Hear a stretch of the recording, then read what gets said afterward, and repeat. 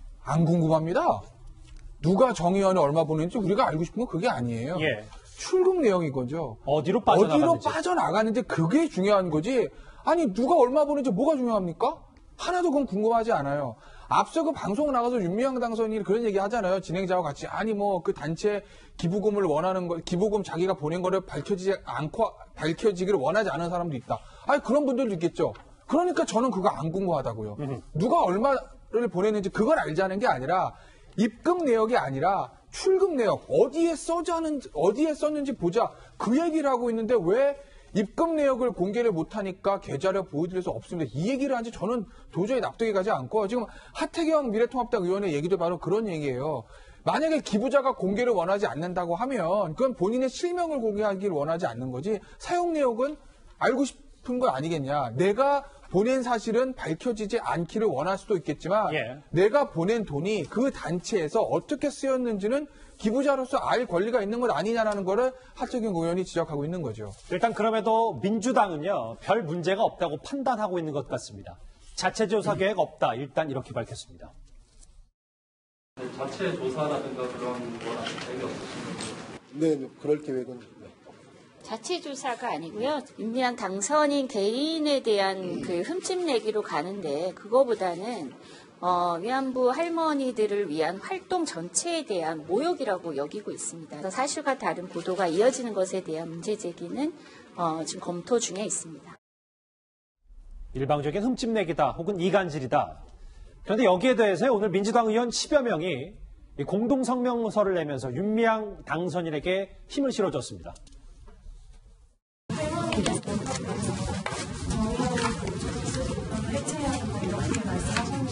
저는 정대협으로 읽었는데. 기자님들께 부탁드리고 싶은 게 있습니다.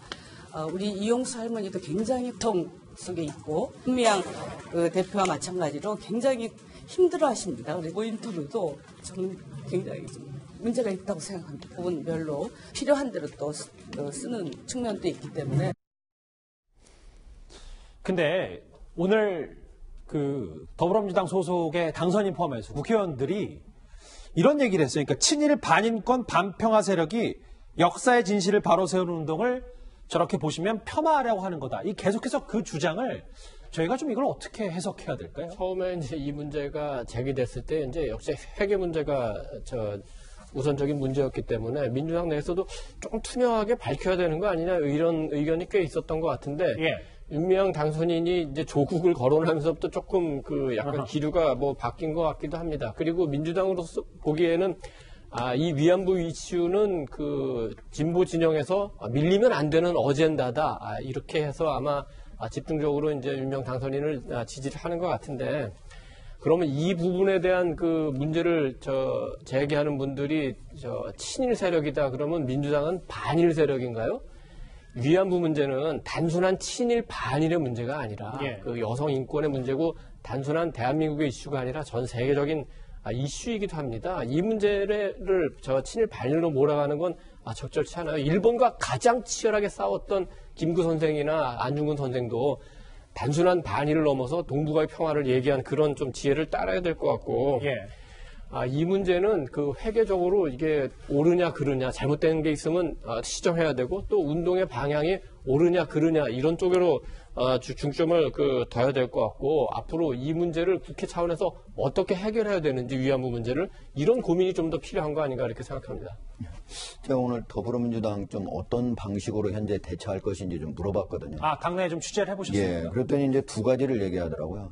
첫 번째는 지금 윤미향 전 이사장이 직접 무슨 유용 착복한 건 없지 않느냐, 나온 건 없지 않느냐. 그리고 그거를 공인회계사들한테 맡겨서 검증을 하겠다고 했으니까 좀 기다려봐주면 좋지 않겠느냐. 그 얘기를 하더라고요. 그리고 또 하나는 뭐를 얘기했냐면 피해자들에 대한 지원 금액이 너무 적다고 하는데 이 단체가 피해자들 지원만 모금해서 하는 거 아니지 않느냐. 근데 제가 그 두 가지와 관련해서 좀 더불어민주당 쪽에 좀 얘기하고 싶은 거는 첫 번째는 유용이나 착복 이게 어떻게 있는가는 사실은 검찰에서 수사를 해봐야만 가능한 거예요. 그렇죠. 이거 우리 기자들이 그걸 어떻게 자료를 지금 공개를 하지 않는데 강제로 가서 보자고 할 수가 없잖아요. 지금 공개를 하지 않는 한은 그건 누구도 알 수 없는 거기 때문에 그건 수사를 한번 해봐야 되는 거고. 두 번째, 피해자 지원 금액이 이제 물론 정의연에서는 41%, 22억 중에 무려 9억 원을 썼다 이렇게 얘기를 했어요. 근데 그중에 얘기했지만은 8억 원은 일본 돈 안 받은 사람들한테 8명한테 1억 원씩 준 거거든요. 나머지는 계산해 보니까 5%뿐이 안 돼요. 아니 적어도 기부금품을 모집할 때 위안부 피해자 할머니들을 좀 지원하자고 사람들이 낸 거잖아요. 그러면 거기 한 절반 정도는 가야 되는 거 아닙니까? 5%뿐이 안 썼다고 하면 저는 이해가 가지 않는 대목이에요. 자, 이 주제 이제 정리를 해볼게요. 근데 하정대 국장 말씀하셨던 것처럼 김태현 변호사님, 검찰로 만약에 공이 넘어가더라도 이거 형사적인 책임을 지우기 쉽지 않다는 분석이 많은데 그렇다고 보십니까? 아니요. 그건 몰라요. 알 수가 없어요. 그거는 아무도 지금 단정할 수 없어요. 예를 들어서 돈을 받아가지고 개인적으로 착복하면 그건 당연히 횡령인 거죠. 근데 그게 아니라 예를 들어서 예를 들어 단순 회계 실수다. 예를 들면 그 맥주집에 3,300만 원 간 게 그게 이제 맥주집에 3,300만 원 간 게 아니라 예를 들면 다른 행사비 다 합쳐가지고 대표 사용처를 맥주집 이름으로 해가지고 3,300만 원 거기다 계산한 거다. 그 회계상의 어떤 오류거든요. 예. 그렇게 해서 끝나면 그거는 뭐 횡령이 아닌데 그게 아니라 실제로 맥주집에 간 거는 몇백만 원이고 나머지는 누군가가 개인적으로 착복했다. 이러면 횡령인 거니까 그거는 앞서 하정대 국장이 얘기하신 대로 검증을 통해서 수사를 해봐야 아는 거지 지금으로서는 횡령이 된다 안 된다 말할 수 있는 것은 아니죠. 알겠습니다. 오늘 그동안 언론 노출을 자제했던 이용수 할머니의 핵심 주장을 중심으로 하나하나 정의연 기분 관련 논란 풀어봤습니다.